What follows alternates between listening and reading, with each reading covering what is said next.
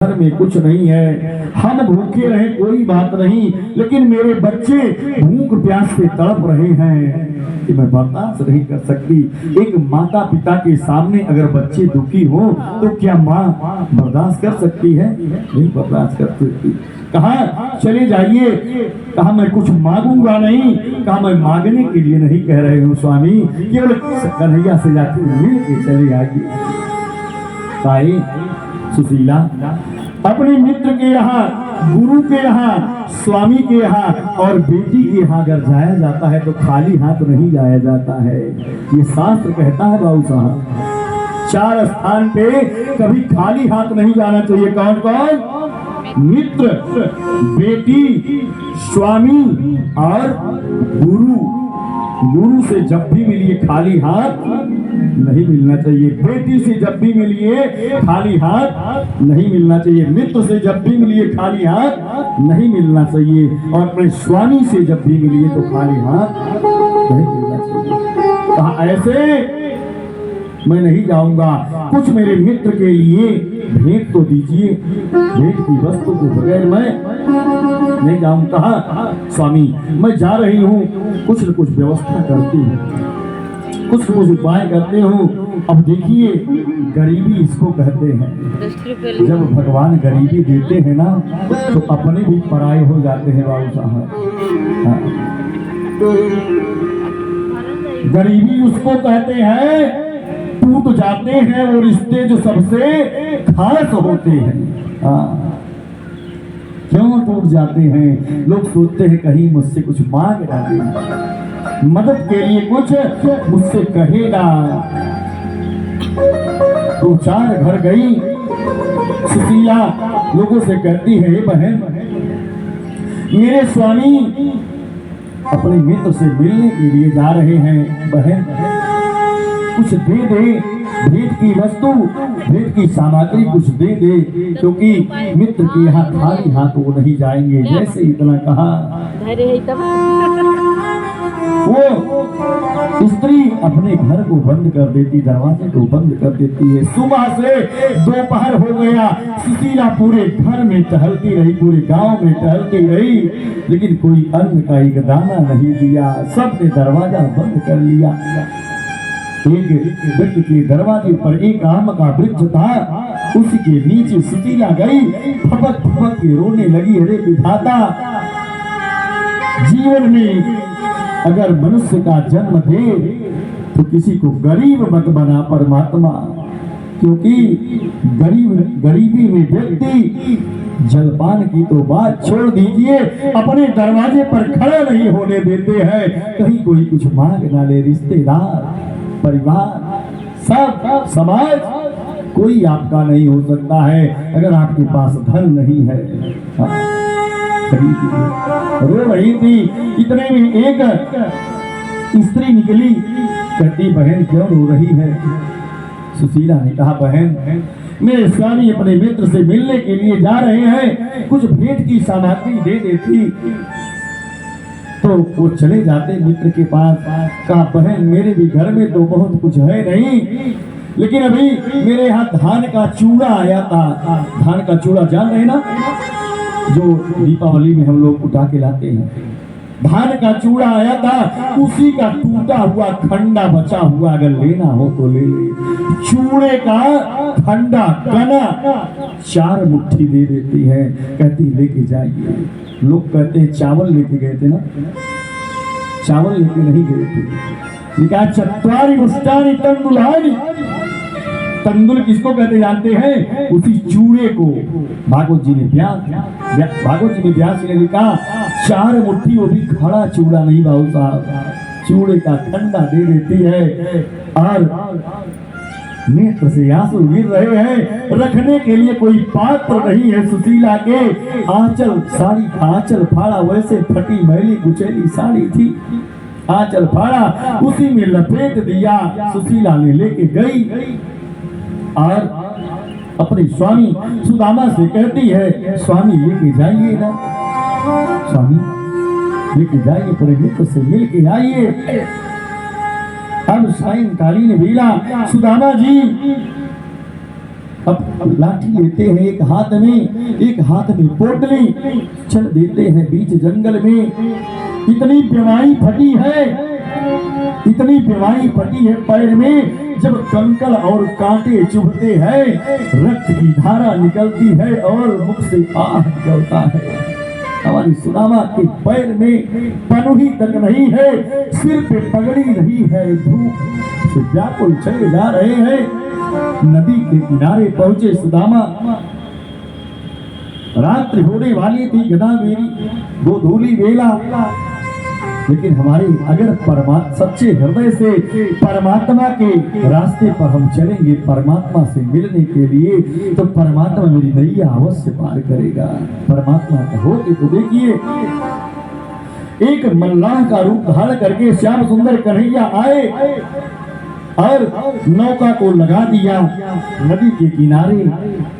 कहा कौन उस पार चलेगा, और जैसे इतना कहा कौन उस पार चलेगा, सुदामा जी खड़े हैं, नेत्र से आंसू गिर रहा, इतनी पीड़ा है, इतना कष्ट है, बीमारी से रक्त गिर रहा है। जिधर से आ रहे हैं पत्तों पर, रास्ते पर आज रक्त ही रक्त दिखाई दे रहा है। दोबारा कहते हैं चल रहा उस पार चलना है कि नहीं। अरे ब्राह्मण तू जाएगा नहीं, रात्रि में कोई हिंसक जानवर आएगा तुझे खा जाएगा, तुझे अपने शरीर का मोह नहीं है। कहा अभी मैं उस पार जाऊंगा, आप मुझसे उतराई मांगेंगे, मेरे पास कुछ नहीं है, मैं उतराई में क्या दूंगा, कैसे मैं जाऊंगा। जैसे इतना कहा, मल्लाह रूपी कन्हैया ने कहा अरे ब्राह्मण ऐसा तो नहीं, तेरे पास कुछ नहीं, कुछ तो होगा। जब जिद करने लगे परमात्मा कुछ तो होगा, तो ब्राह्मण के क्रोध आ गया और झुंझलाहट हुई। सुदामा ने कहा एक वस्तु मेरे पास है, क्या तू लेना चाहता है। परमात्मा ने अपने आंचल को फैला दिया, कहा जो भी तेरे पास है ब्राह्मण दे दे। इतने में सुदामा ने कहा मेरे पास केवल दरिद्रता है, क्या तू लेना चाहेगा। और जैसे कहा दरिद्रता है, क्या तू लेना चाहेगा, परमात्मा ने सहर्ष अपने हृदय से लगा लिया और सुदामा की दरिद्रता स्वयं ग्रहण कर लेते हैं। सुदामा को लेकर चले जाते। लोग कहते हैं 3 मुट्ठी चावल में तीनों लोक दे दिया। मुट्ठी चावल खाने से लोक नहीं दिए परमात्मा। भागवत उठा के पढ़िए, रामानंद सागर का कुछ लीला मत देखिए, भागवत जी का अध्ययन करिए। भगवान द्वारिका जाने से पहले इनको ऐश्वर्य दे दिया, ऐश्वर्यवान बना दिया। द्वारिका में जाने के पहले ही उस पार उतारे। थके थे जंगल में, रात्रि में सो गए और जब रात्रिकालीन विश्राम किए, भगवान अपनी योग माया से सीधे द्वारिका में लेके आए। आज सुदामा उठे जब सो के, अब देखते हैं चारों तरफ अटारियां, बड़े बड़े तोरण द्वार महल कलश सजे हुए हैं। कहते हैं भैया ये कौन सी नगरी में मैं आ गया। लोग देखते उपहास करते, सुदामा कहा ये द्वारिका है। कहा क्या ये श्याम सुंदर की नगरी है, क्या मेरे कन्हैया की नगरी है। कहा यहाँ के राजा द्वारिकाधीश कन्हैया है। कहा किधर महल की तरफ का रास्ता बता दीजिए ना। कहा कहाँ जाना है। कहा कन्हैया मेरा मित्र है बचपन का, उससे मिलने के लिए जाऊंगा। लोग हंसी उड़ा रहे, उपहास कर रहे हैं, उनके ऊपर कीचड़ उछाल रहे हैं। अरे देखो दरिद्र ब्राह्मण जा रहा है, कह रहा है कि ये कन्हैया का मित्र है। बताइए क्या ये कन्हैया का मित्र हो सकता है। मैला कुचैला वस्त्र पहने हुए दरवाजे पर गए, द्वारपालों से कहा है द्वारपालों, कहा अरे मुझे अंदर जाना है। आए द्वारपालों मुझे अंदर जाना है, कन्हैया से मिलना है। अरे ब्राह्मण उधर चल, अंदर जाने की इजाजत नहीं है। कहे चल जाने दीजिए ना, क्योंकि परमात्मा का दरवाजा गौ और ब्राह्मणों के लिए कभी बंद नहीं होता है। कहा मैं कन्हैया के बचपन का मित्र हूँ, मेरा नाम सुदामा है, मुझे जाने दीजिए। लोग हंसी उड़ा रहे हैं। अरे देखो ये दरिद्र ब्राह्मण द्वारिकाधीश का मित्र कह रहा है, अपने आप को बता रहा है। आज सुदामा जी बार बार निवेदन कह रहे हैं कि देखो देखो ये गरीबी और गरीबी कहाँ कृष्ण के दर पे विश्वास लेके आया हूँ, मेरे बचपन का यार है मेरा श्याम, यही सोच कर मैं आस लेके आया हूँ।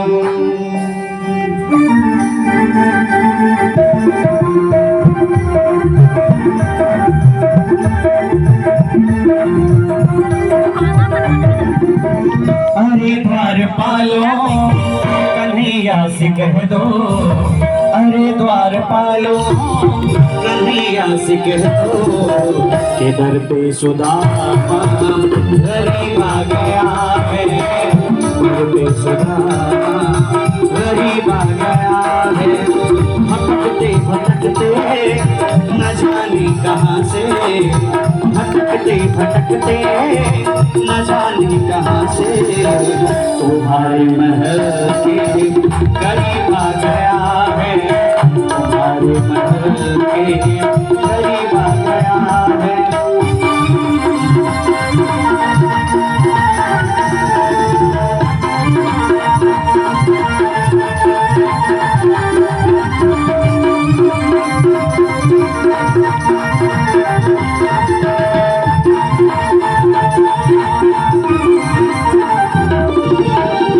सर पे है पगड़ी न तन पे है जामा, बता दो कन्हैया को नाम है सुदामा।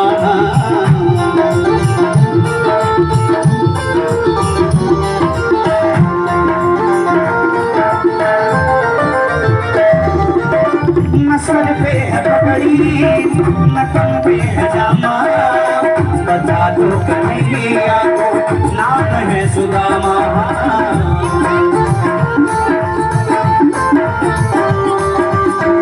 न सर पे है पगड़ी न तन पे है जामा, बता दो कन्हैया को नाम है सुदामा। न सर पे है पगड़ी न तन पे है जामा, बता दो कन्हैया को नाम है सुदामा।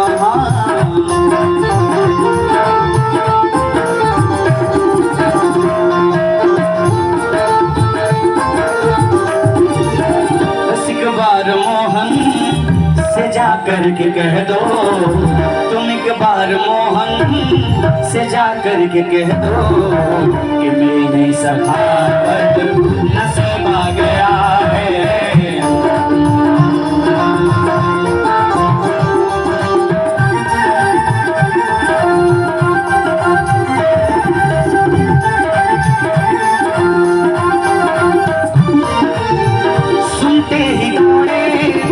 चले आए मोहन लगाया गले से सुदामा को मोहन,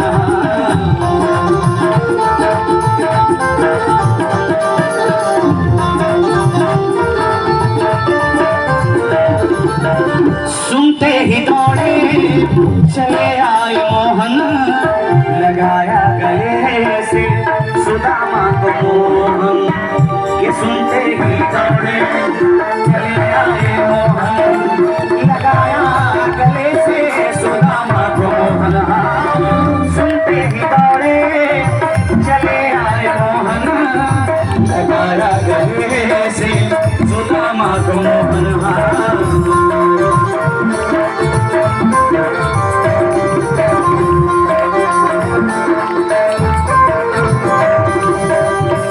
रुक्मणी को बहुत ही अचंभा हुआ, रुक्मणी को बहुत ही अचंभा, ये मेहमान कैसा अजीब आ गया है।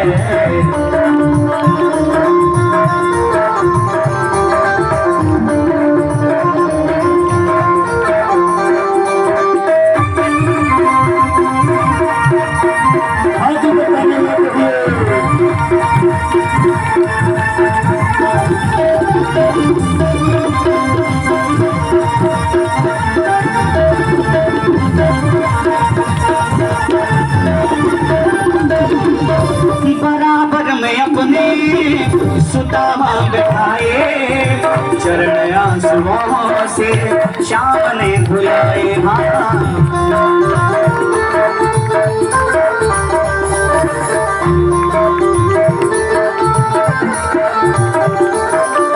बराबर में अपने सुदामा बैठाए, चरण आंसुओं से श्याम ने धुलाए। चरण आंसुओं से श्याम ने धुलाए। बराबर में अपने सुदामा बैठाए, चरण आंसुओं से श्याम ने धुलाए। बराबर में अपने सुदामा बैठाए, चरण आंसुओं से श्याम ने धुलाए। न घबराओ प्यारे जरा तुम सुदामा, न घबराओ प्यारे जरा तुम सुदामा, खुशी का समाचार गरीब आ गया है, खुशी का समाचार गरीब आ गया है। हरिद्वार पालो नदिया से कह दो, हरिद्वार पालो नदिया से कह दो, सुदामा गरीब आ गया है, सुदामा गरीब आ गया। बोलिए आनंद कंद भगवान की जैसे द्वारपालों से कहा, एक द्वारपाल ने कहा है जाके बता दीजिए ना कि सुदामा नाम का एक ब्राह्मण आया है। अब वो द्वारपाल गया, श्याम सुंदर कन्हैया, श्याम सुंदर कन्हैया अपने सिंहासन पर बैठे थे, अपने सिंहासन पे बैठे थे। वो द्वारपाल गया और कह रहा है, ए ठाकुर, एक कन्हैया, एक याचक दरवाजे पर आया है और उसकी विचित्र अवस्था हो गई है। अपने आप को वो आपका मित्र बता रहा है, ऐसी उसकी अवस्था है। कहा कैसा लगता है, कैसे दिखने में लगता है। आज वो द्वारपाल कह रहा है कन्हैया से, किसी से पगा न झगा तन पे, प्रभु जान को आई बसे के ही ग्राम, धोती फटी सिलटी दुपट्टी नहीं, पाए उपान को नहीं साम, कहा द्वार खड़े द्विज दुर्बल रहो चित सो वसुधाय भीराम, पूछत दीन दयाल को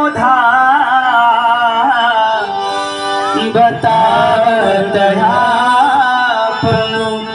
नाम सुदामा, पूछत दीन दयाल को बतावत नाम सुदामा। जैसे सुदामा नाम परमात्मा के कानों पे पड़ा, अरे मेरा मित्र आ गया, मेरा सुदामा आ गया।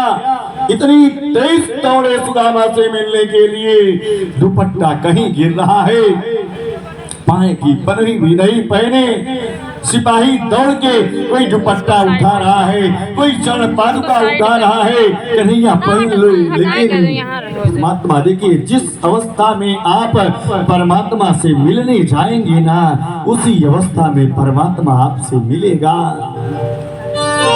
आज निकले और जैसे महल के बाहर निकले लोग, हाथी घोड़े रथ लेके दौड़ रहे हैं, लेकिन कन्हैया कहे नहीं, मेरा सुदामा कहाँ है, मेरा सुदामा कहाँ गया, मेरा मित्र कहाँ गया।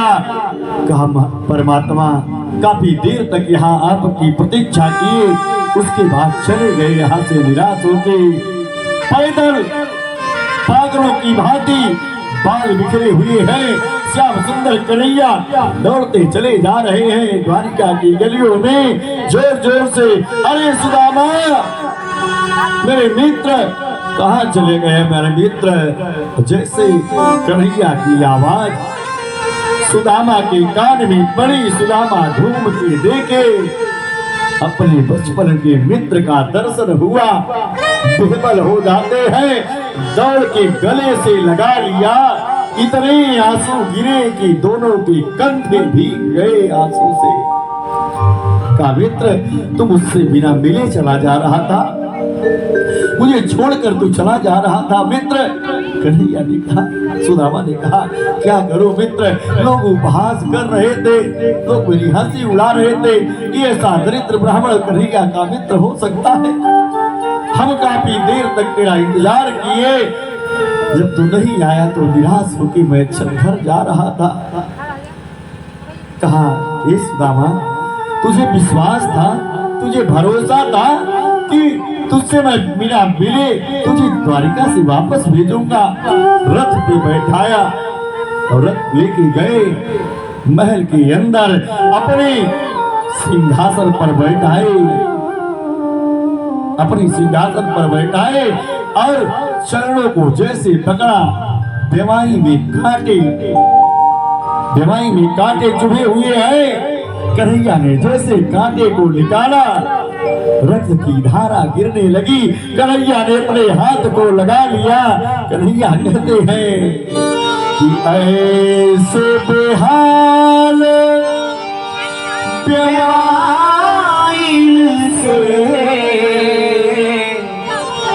पग कंटक जाए, लगे पुनि जोए, हाय महादुख पायो सखा, तुम आए नीते न कीते दिन खोए। और देखी सुदामा की दीन दशा, करुणा करके करुणा निधि रोए। देखी सुदामा की दीन दशा, करुणा करके करुणा निधि रोए। आज बेवाई से कांटे निकालते हैं, इतने रक्त गिरते हैं। रुक्मिणी भैया को आदेश किया, जल लेके आओ पांव धुलने के लिए। रुक्मिणी भैया जल लेके खड़ी है और बेवाई को देखकर हिम्मत नहीं पड़ रही है कि जल से पांव को पखार दें, क्योंकि जल शीतल होता है, ठंडा होता है, और बेवाई में अगर ठंडी वस्तु छूती है तो बहुत पीड़ा होती है। कन्हैया ने सोचा, अगर इस जल से मैं पैर धुलूंगा अपने मित्र का तो मेरे मित्र को बड़ा दुख होगा, बड़ा कष्ट होगा। तो आज मित्र के दुख में इतने दुखी हुए, इतने आंसू गिर रहे हैं। कन्हैया देख रहे आंसू, उसी चरण पर आंसुओं की धारा गिर रही है। और क्या कहते हैं कि देखी सुदामा की दीन दशा,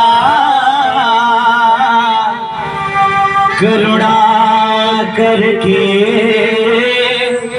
करुणा निधि रोए। पानी परात को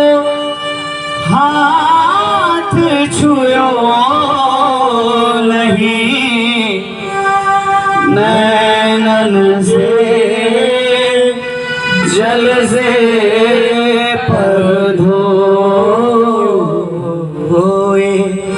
पानी परात के जल को हाथ नहीं लगाया, इतने आंसू गिर रहे हैं। सुदामा जी के चरण खुल जा रहे हैं। किसी ने पूछा कि परमात्मा इतने आंसू कहां से आए कि चरण धुल गया? कहा ये आंसू त्रेता युग का था। हमने आपको 3 बजे कथा में बताया था, गीधराज जटायु का जब पंख काट दिया था रावण, गीधराज जटायु घाव में पड़ा हुआ दुखों में रो रहा था। उसी मार्ग से राघवेंद्र सरकार आ रहे थे और जैसे जटायु को देखा, राघव गीध गोद करी गोद में ले लिए। और महात्मा जटायु के घाव को देखकर इतने दुखे हुए परमात्मा, लेकिन नेत्र के आंसू नहीं गिरने दिए। क्यों? क्योंकि दुख के आंसू खारे और नम और गर्म होते हैं, और घाव पर खारा और गर्म चीज पड़ेगा तो बहुत दर्द होगा। इसलिए अपने आंसुओं को रोक लिया परमात्मा ने। और आज जब उस खारे और गर्म के आंसू की जरूरत लगी तो सारे आंसू उड़ेल दिए परमात्मा ने अपने मित्र सुदामा के पैर पर। कि पानी परात को हाथ छुयो नहीं, नैनन के जल से पग धोए।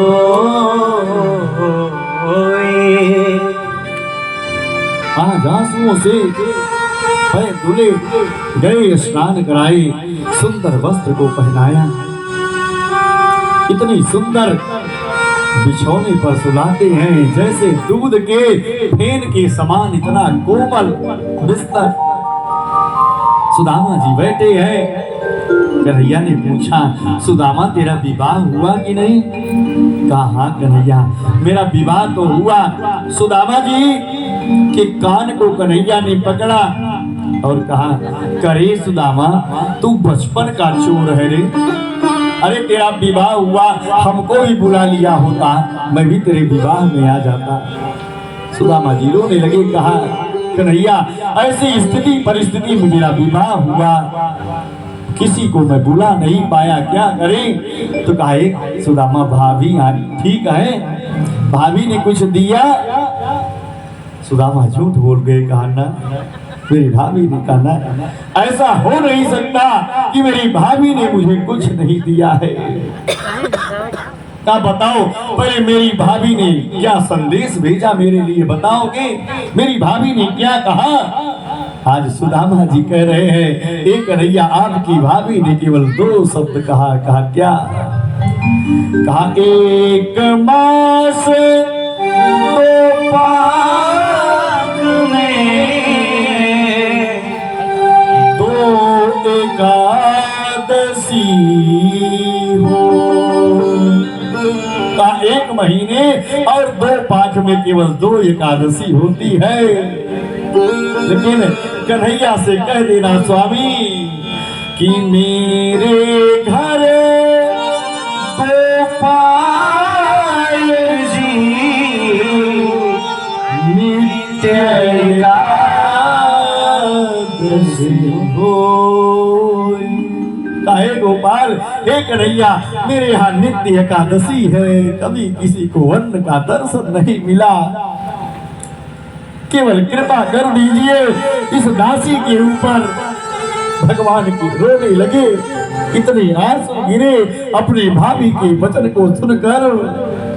कहा, हे भाभी होनी सी सो हो गई, अब ना ऐसो। हे भाभी जो होना सा हो गया, अब ऐसा नहीं होगा। भगवान ने कहा कि भाभी महल में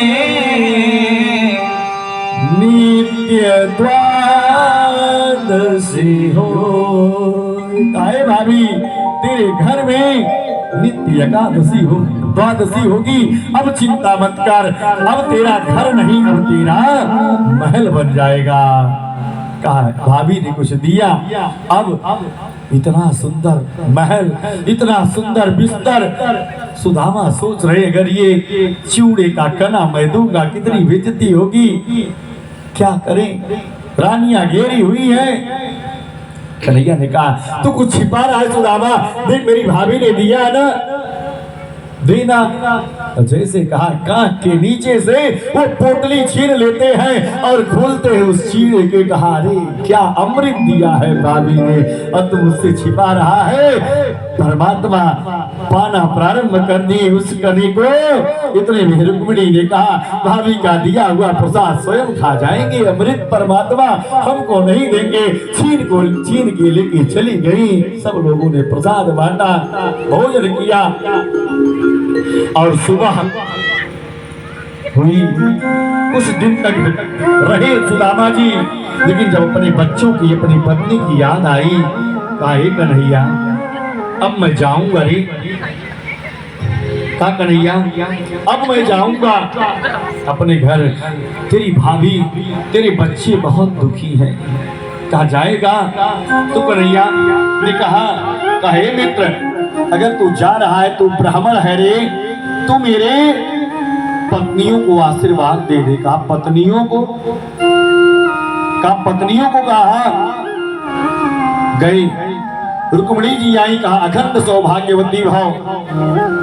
मित्र वृंदा जी आई, कहा अखंड सौभाग्यवती भाव। जामवंती जी आई, कहा अखंड सौभाग्यवती भाव। ऐसे एक एक लोग आते रहे और अखंड सौभाग्यवती कहते रहे। 108 बार उठाए। अरे कहा कन्हैया कितनी है? कहा ये तो नमूना है, गोदाम अंदर भरा है। अब कन्हैया का कान पकड़े सुदामा बिनकी बारी का करे कन्हैया मान लो मेरा एक विवाह हुआ मैं तुझे नहीं बुला पाया, अरे तेरा 16,108 हुआ एक तुम बुला लिया होता हम भी नाच लेते, आज मेरे यार की शादी है। कन्हैया का मुंह लटक गया।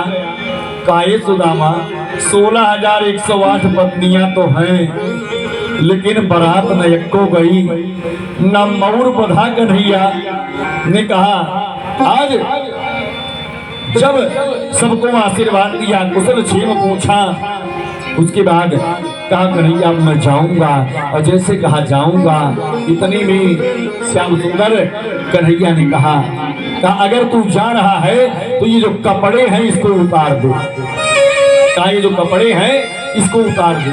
कन्हैया विचार कर रहे थे कि मैला कुचैला फटा वस्त्र पहन के अगर सुंदर वस्त्र धारण करके जाएंगे तो लोग कहेंगे कि अपने मित्र का दिया हुआ पारितोषिक पहन कर जा रहे हैं, इसलिए जो पहन कर आए वही मेरे मित्र का कोई उपहास ना करे, मेरे मित्र की कोई हंसी ना उड़ाए। अब सुदामा क्रोध में आग बबूले, एक वस्त्र दिया था वो भी उतरवा लिया।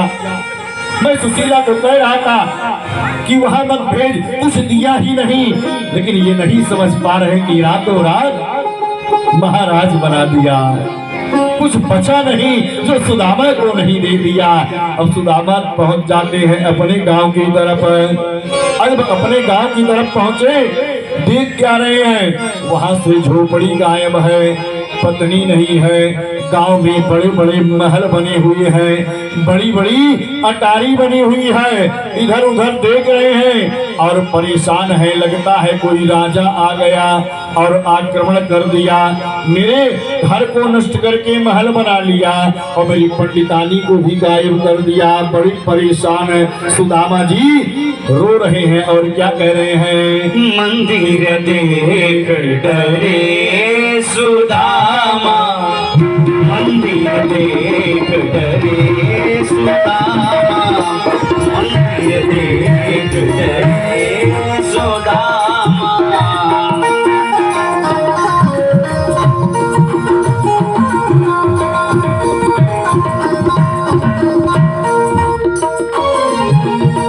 कहाँ गई मेरी राम झोपड़िया,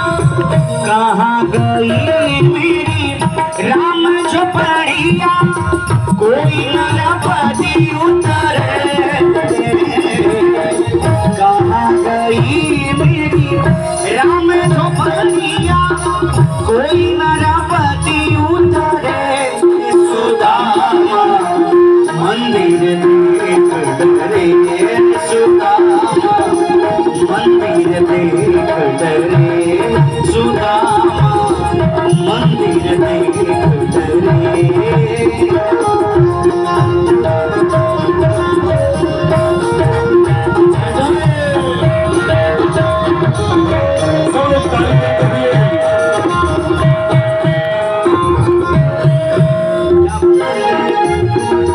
कंचन महाराज चुना दिया फल में कंचन महाराज चुना दिया फल में झुपाया लगा धारे कंचन महाराज चुना दिया फल में झुपाया लगा धारे सुदामा मंदिर देख डरे सुदामा मंदिर देख डरे सुदामा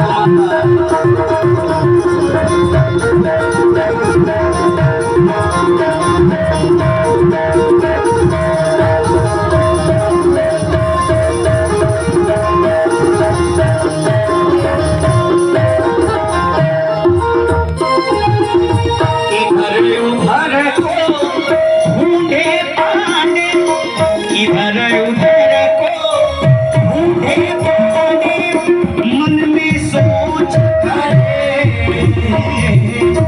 इधर उधर को ढूंढे पाने मन में सोच करे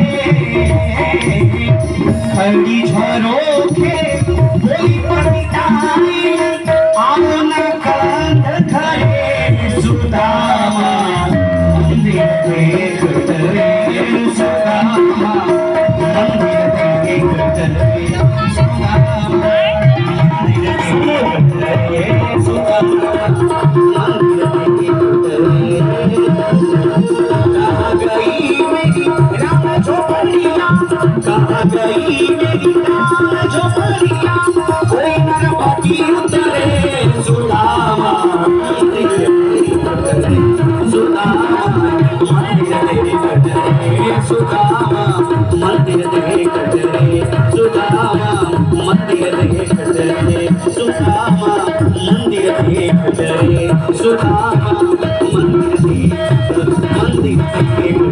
मंदिर देख हरियानंद कंद भगवान की जय। आज परमात्मा ने सुदामा को ऐश्वर्य प्राप्त कराया और परीक्षित मोक्ष के साथ हम लोग वाणी को विराम करेंगे।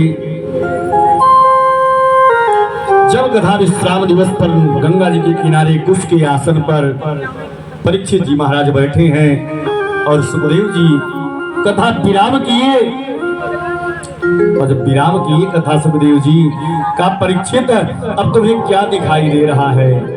कहा क्या तुझे तक्षक से भय लग रहा है? कहा मुझे काल से भी भय नहीं लग रहा है गुरुदेव। तक्षक की क्या बात है? तो कहा तुम्हें दिखाई क्या दे रहा है? कहा भगवान के केवल चरण कमल दिखाई दे रहे हैं, अब मुझे कुछ दिखाई नहीं दे रहा है। तो कहा उन चरण कमलों में अपनी आत्मा को समाहित कर दो। और गुरुदेव को प्रणाम किया। सुखदेव जी महाराज गंगा जी के किनारे से कथा श्रवण करा के चले जाते हैं। इधर गंगा जी के किनारे कुश के आसन पर उत्तर की तरफ मुख करके परीक्षित जी महाराज बैठ जाते हैं और प्राणायाम को चढ़ाते हैं। रेचक, पूरक, कुंभक तीनों अवस्थाओं का परित्याग करते हुए, विवेदन करते हुए तुरीय अवस्था का वेदन करने लगे और आत्मा का तार परमात्मा से जोड़े अपने प्राणवायु को ब्रह्मांड में स्थापित कर देते हैं। और प्राणवायु को ब्रह्मांड में स्थापित किए, उनके हृदय से एक ज्योति निकली और सीधे परमात्मा में जाके समा जाती है। बोलिए आनंद कंद भगवान की जय हो।